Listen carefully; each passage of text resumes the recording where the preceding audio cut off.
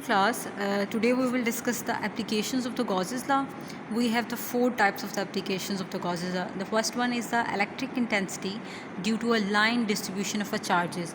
That we have the line distribution of a charges on a thin wire. And symmetry is the cylindrical. This is like this. This is the cylinder. That's why the symmetry we have the cylindrical symmetry. A line distribution of a charge density means consider a thin long charge wire. हमने एक long charge wire ली जो कि thin है हमारे पास. Let the charge पर unit length means हमारे पास इसके ऊपर जो डिस्ट्रीब्यूशन ऑफ चार्जेस हैं उसकी वजह से हमारे पास जो चार्ज डेंसिटी है वो क्या है, हमारे पास चार्ज पर यूनिट लेंथ है. और अगर हम इसका हम चार्ज फाइंड करें तो क्या होगा, हमारे पास चार्ज पर यूनिट लेंथ हमारे पास क्या हो जाएगी, इसकी चार्ज डेंसिटी हो जाएगी. Now we find the value of the electric intensity. हमने किसी इस पी पॉइंट पे इलेक्ट्रिक इंटेंसिटी की वैल्यू फाइंड करनी है. तो उसके लिए हम क्या करेंगे, हम एक मतलब गाउसियन सरफेस बना लेंगे. जो हमारे पास ये है गाउसियन सरफेस, जो क्या है हमारे पास एक सिलेंड्रिकल टाइप है. और ये सिलेंडर क्या है, ये हर साइड से क्लोज़ है. इस साइड से भी क्लोज़ है, इस साइड से भी क्लोज़ है और इस साइड से भी क्लोज़ है हमारे पास. हमने इससे इलेक्ट्रिक इंटेंसिटी फाइंड करनी है. तो क्या अब हम इसके लिए क्या करेंगे, हमारे पास जो इलेक्ट्रिक लाइन ऑफ फोर्सेस हैं इसमें देखें, इसमें इलेक्ट्रिक लाइन ऑफ फोर्सेस क्या है हमारे पास. मैं आपको नेक्स्ट फिगर दिखाती हूँ, उसमें हमारे पास क्लियर है. ये देखें इलेक्ट्रिक लाइन ऑफ फोर्सेस, इसमें हमारे पास पैरेलल है, इसमें भी हमारे पास पैरेलल है और उसमें भी हमारे पास पैरेलल है. क्या है इसमें हमारे पास नॉर्मल टू द प्लेन और this is area and the electric intensity both are parallel. We have the three surfaces, that is S1, S2 and the S3. We will calculate the electric flux on each surface. On this surface we have the electric intensity at this sides and the area along this sides, both are 90-degree angles, so we have the electric flux at this point is 0. Similarly at the surface S1 we have the electric field along this directions or the area along this direction and we have the 90-degree angle at that point. So at that point हमारे पास flux will be 0. We have flux only at this surface, that is both are parallel at the point. So we will calculate in the next step that now we find the value of the electric intensity at any point P at a distance r from the line. Note that the line is the wire means जो ये wire है इसकी thickness जो है हमारे पास ये बहुत, यहाँ पर तो आपको क्लियर करने के लिए इतनी बड़ी दिखाई हुई है लेकिन ये बहुत माइनर सी होगी जिसको हम नेग्लेजिबल कर देंगे.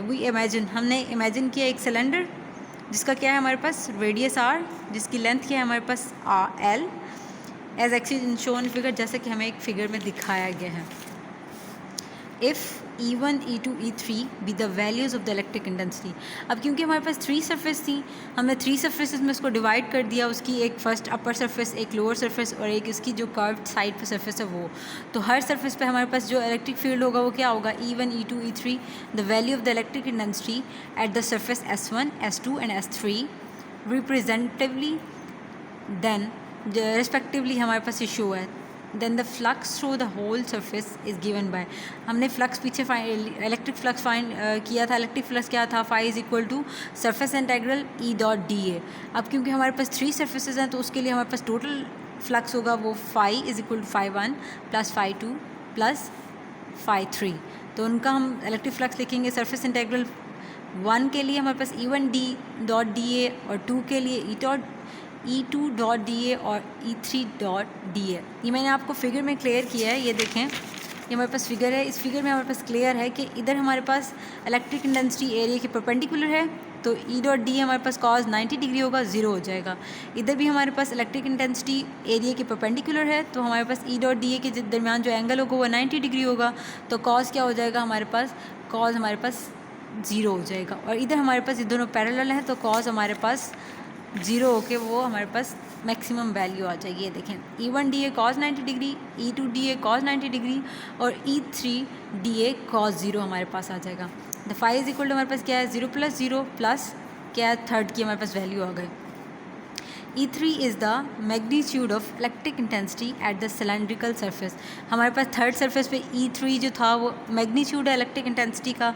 अब अगर हम इसका एरिया फाइंड करें, क्योंकि हमारे पास एक सिलेंडर है और आप जानते हैं कि सिलेंडर का एरिया क्या होता है 2πRL, क्योंकि हमारे पास उसका रेडियस R है, उसकी लेंथ L है, तो एरिया क्या होगा हमारे पास 2πRL। तो अगर हम फ्लक्स फाइंड करें सिलेंड्रिकल का तो हमारे पास क्या होगा, इधर आप ये इसकी वैल्यू पुट कर दें इस इंटेग्रल की, तो आपके पास क्या आएगा E3 multiply 2πRL by according to the Gauss's law. अब हम इसको कंपेयर करेंगे बाय गॉसेस लॉ। आपको पता है कि गॉसेस लॉ क्या होता है, फाई इज़ इक्वल टू 1/एप्सिलॉन time total charge enclosed by the surface, यानी कि सरफेस के इनक्लोज जितना भी चार्ज है उसको हम 1/एप्सिलॉन टाइम्स लें तो वहाँ पर ये हमने पीछे अभी पढ़ा है कि सरफेस चार्ज डेंसिटी क्या है हमारे पास, चार्ज पर यूनिट लेंथ। और अगर हम इससे चार्ज फाइंड करें तो हमारे पास Q is equal to lambda L हो जाएगा। अब इस टोटल चार्ज की जगह पर आप इस Q की वैल्यू पुट कर दें तो आपके पास क्या आएगा, फाई इज़ इक्वल टू 1/एप्सिलॉन नॉट प्लस लैम्डा L। अब एक आपके पास फाई की ये वैल्यू है और एक आपके पास फाई की ये वैल्यू है। अब दोनों ये फाई है हमारे पास, दोनों को आप कंपेयर कर लें तो आपके पास क्या आएगा, E3 2πRL is equal to lambda L divided by epsilon not. L से कैंसिल हो जाएगा, आपके पास रिमेनिंग क्या रहेगा, E3 is equal to lambda over 2π epsilon not R। ठीक है। अब क्योंकि हमारे पास अगर हम इसको इन दी फॉर्म ऑफ डायरेक्शन लिखें तो हम इसको वेक्टर क्वांटिटी की फॉर्म में लिखेंगे तो हमारे पास if R unit vector represent the radial directions at the point P, यानी कि जो हमारे पास सिलेंडर पे पॉइंट P था उसमें जो E की डायरेक्शन थी रेडियल डायरेक्शन वो हमने शो करानी हो तो हम इस तरह से लिखेंगे, E3 vector is equal to lambda over 2π epsilon not R unit vector. अब ये इक्वेशन 3 हमारे पास क्या है, इलेक्ट्रिक इंटेंसिटी की इक्वेशन है एट अ पॉइंट P, जिस पॉइंट पे हमने फाइंड किया, having a perpendicular distance R। क्या है उनके पास, हमारे पास ये परपेंडिकुलर डिस्टेंस था जो रेडियस उसका R था from the line distribution of charges. Clear. Next हमारे पास एप्लीकेशंस है electric intensity near a charge thin sheet of a large thin sheet of a charge. ये हमारे पास जो है ना, ये देखें, ये हमारे पास एक थिन शीट है जिस पे हमारे पास डिस्ट्रीब्यूशन ऑफ चार्जेस हैं।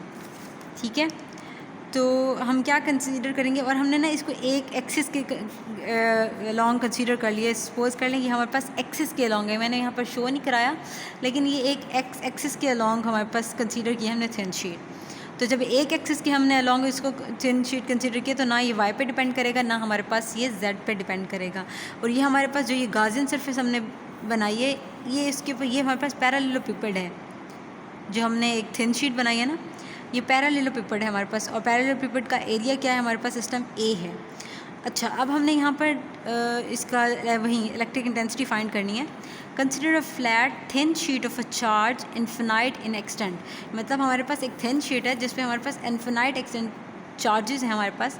Late sigma be its surface charge density. अब क्योंकि हमारे पास एक थिन शीट है, इसकी सरफेस है हमारे पास, तो इसके लिए हमारे पास होगी सरफेस चार्ज डेंसिटी। तो सरफेस चार्ज डेंसिटी क्या होगी हमारे पास, sigma is equal to charge per इसका एरिया जो होगा वो होगा हमारे पास। Now we want to determine the electric intensity at a point P। ये P पॉइंट हमने ले लिया, इस पर हमने इलेक्ट्रिक इंटेंसिटी फाइंड करनी है। क्या हमारे पास डिस्टेंस इसका होगा, R होगा from the sheet as shown in figure. For this purpose we imagine a cylinder passing through the sheet perpendicular. ये एक सिलेंडर है जो शीट में से क्या हमने इस पर नॉर्मल ड्रॉ किया ना, तो इसका मतलब ये इस शीट का और इस सिलेंडर का आपस में क्या होगा, 90 डिग्री होगा, तो ये परपेंडिकुलर हो जाएंगे हमारे पास, शीट परपेंडिकुलरली। अब ये हमने सपोज कर लें ये हमारे पास शीट है और इस पर ये हमारा सिलेंडर है, तो क्या होगा, ये परपेंडिकुलर हो जाएगा ना शीट के 90 डिग्री के एंगल पे, इसलिए हमने इसे कहा कि ये परपेंडिकुलरली है। The length of a cylinder is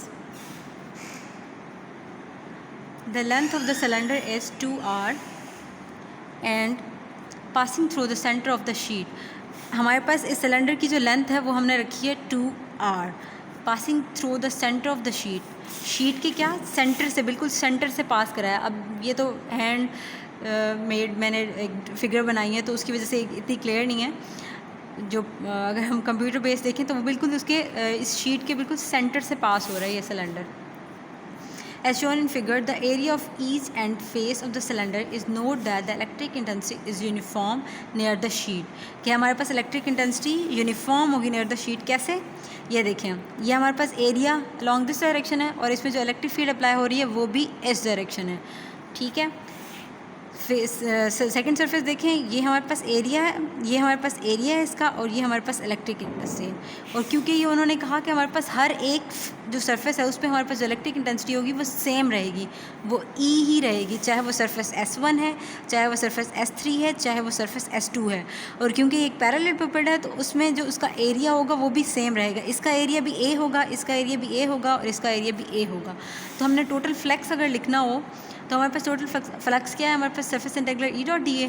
अब तीनों सरफेस के लिए हमने फ्लक्स लिखना हो, E dot D A, E dot D A और ई डॉट डी ए. ठीक है. अब क्योंकि हमने सरफेस से फाइंड करना है, अब इसमें हमारे पास इलेक्ट्रिक इंटेंसिटी और ए जो है वो दोनों पैरेलल हैं. इसमें भी इलेक्ट्रिक इंटेंसिटी और ए जो है वो पैरेलल हैं, और जो इसमें है, अब इलेक्ट्रिक इंटेंसिटी आपके पास जो है वो इस डायरेक्शन में होगी और एरिया आपके पास इस डायरेक्शन में होगा, तो ये दोनों एक दूसरे के परपेंडिकुलर हो जाएंगे. यहाँ पर आपके पास वो 90 डिग्री का एंगल बनाएगा, तो ये ज़ीरो हो जाएगा. ये हमारे पास मैग्नीट्यूड हमने बाहर कर ली, और क्योंकि एरिया ऑफ द यहाँ पर हमने जो लिया हुआ शीट वो हमारे पास ए ही है, तो ये E A plus E A is equal to 2 आ जाएगा. By according to the Gauss's law के अकॉर्डिंग हम देखें तो हमारे पास क्या होता है, फाई इज़ इक्वल टू 1/एप्सिलॉन multiply total charge enclose by the surface. ये आप जानते हैं कि क्या है हमारे पास गॉसेस लॉ. अब क्योंकि total charge enclose by the surface हम किससे फाइंड करेंगे? इससे, सरफेस चार्ज डेंसिटी से. Sigma is equal to charge पर यूनिट एरिया, तो Q is equal to sigma A हमारे पास हो जाएगा. सिग्मा ए की वैल्यू पुट करें आप, ये चार्ज की वैल्यू पुट करें तो सिग्मा ए हो जाएगा. अब एक फ्लक्स आपके पास ये है और एक फ्लक्स आपके पास ये है. इन दोनों फ्लक्स को कंपेयर करें तो आपके पास आएगा 2EA is equal to sigma A over epsilon not. A से कैंसिल कर दें तो 2 को इस तरफ ले आए तो E is equal to sigma over 2 epsilon naught आपके पास हो जाएगा. If r unit vector represent the direction of the normal to the sheet then, तो हमारे पास ये इन द फॉर्म ऑफ हम उसको वेक्टर लिख दें तो E vector is equal to हमारे पास sigma over 2 epsilon not R unit vector. ये हमारे पास इलेक्ट्रिक इंटेंसिटी है. किस लिए? हमारे पास ये large thin sheet of charge के लिए. होप सो आप लोगों को इस दफ़ा लेक्चर समझ आ गया होगा. और जिन स्टूडेंट ने मेरा लेक्चर मेरा चैनल अभी तक सब्सक्राइब नहीं किया तो काइंडली सब्सक्राइब माई चैनल. मिलते हैं नेक्स्ट लेक्चर में इंशाल्लाह. अल्लाह हाफ़िज़.